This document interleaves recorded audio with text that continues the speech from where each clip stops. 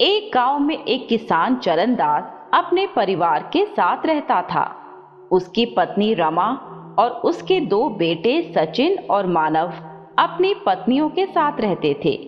चरणदास की एक बेटी थी संध्या। वे भगवान भोलेनाथ और मां पार्वती को बहुत मानती थी।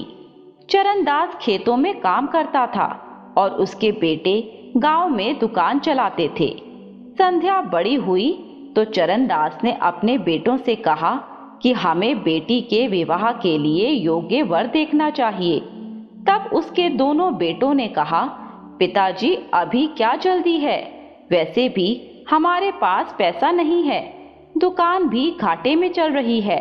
यदि आप अभी विवाह करना चाहते हैं तो उसका खर्च आपको स्वयं उठाना होगा। यह कहकर वे दोनों चले जाते हैं। चरणदास और उसकी पत्नी गहरी सोच में डूब गए, क्योंकि उनके पास जो पैसा था उससे उन्होंने दोनों बेटों का विवाह कर दिया और साथ ही उन्हें दुकान खुलवा दी थी। अब संध्या का विवाह कैसे होगा, दोनों इसी चिंता में बैठे थे। तभी संध्या वहां आई। उसने कहा, पिताजी आप चिंता ना करें, मैं अभी विवाह नहीं करना चाहती। जब समय आएगा तो भगवान शिव और मां पार्वती कोई न कोई रास्ता दिखा देंगे। कुछ दिन बाद चरणदास बीमार पड़ गया। वह काफी कमजोर हो गया था और उसने खेतों पर भी काम करना बंद कर दिया था। अब उसके दोनों बेटों के सर पर घर का सारा खर्च आ गया। साथ ही चरणदास का इलाज भी उन्हें ही करवाना पड़ रहा था। एक दिन सचिन और मानव ने अपने माता पिता से कहा, हम इतने बड़े परिवार का पालन पोषण नहीं कर सकते, इसीलिए घर छोड़कर जा रहे हैं। आप अपना इंतजाम खुद कर लेना। यह कहकर दोनों बहू बेटे घर छोड़कर चले गए। धीरे धीरे घर में भूखे मरने की नौबत आ गई। चरणदास और उसकी पत्नी रमा इसी चिंता में रहते थे। संध्या घर का सारा काम करती और हर दिन शिव जी के मंदिर जाती थी। एक दिन रमा भी अपनी बेटी के साथ मंदिर गई।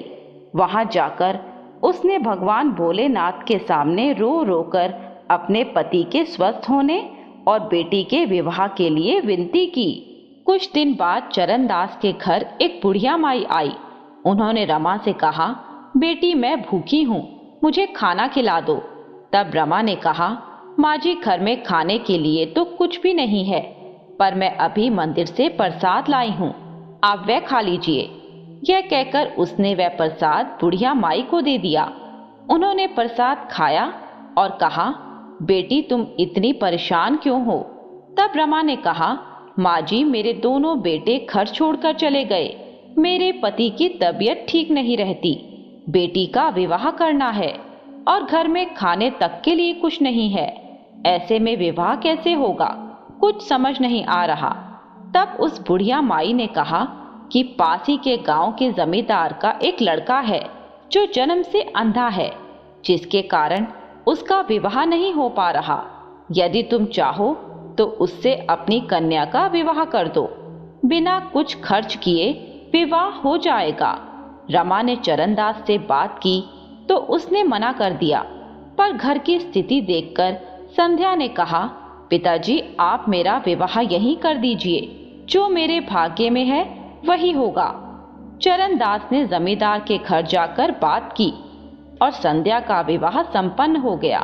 चरणदास के दोनों बेटे विवाह में शामिल होने भी नहीं आए। संध्या एक दिन मंदिर गई। वहां उसे वही बुढ़िया माई मिली। उन्होंने संध्या से कहा, बेटी यदि तुम चाहो तो अपना भाग्य बदल सकती हो। संध्या के पूछने पर बुढ़िया माई ने कहा, अगले महीने हरतालिका तीज आने वाली है। इस दिन तुम निर्जला व्रत करना और विधि पूर्वक शिव पार्वती का पूजन करना। साथ ही माँ पार्वती को 16 श्रृंगार की वस्तुएं अर्पित करना। इस व्रत के करने से माँ पार्वती के साथ साथ भगवान शिव भी प्रसन्न हो जाते हैं। इस व्रत के करने से अखंड सौभाग्यवती होने का वरदान मिलता है। साथ ही सुखी दाम्पत्य जीवन का आशीर्वाद प्राप्त होता है। यह कहकर वह बुढ़िया माई चली गई। अगले महीने जब व्रत का दिन आया तो संध्या ने व्रत किया और विधि विधान से पूजन किया। रात्रि में उसे सपने में वही बुढ़िया माई दिखाई दी। कुछ देर बाद वह बुढ़िया माई रूप बदलकर माँ पार्वती के रूप में प्रकट हुई। पार्वती जी ने कहा, बेटी तुम्हारा व्रत सफल हुआ, अब तुम्हारे सारे कष्ट मिट जाएंगे। यह कहकर वह अंतर्ध्यान हो गई।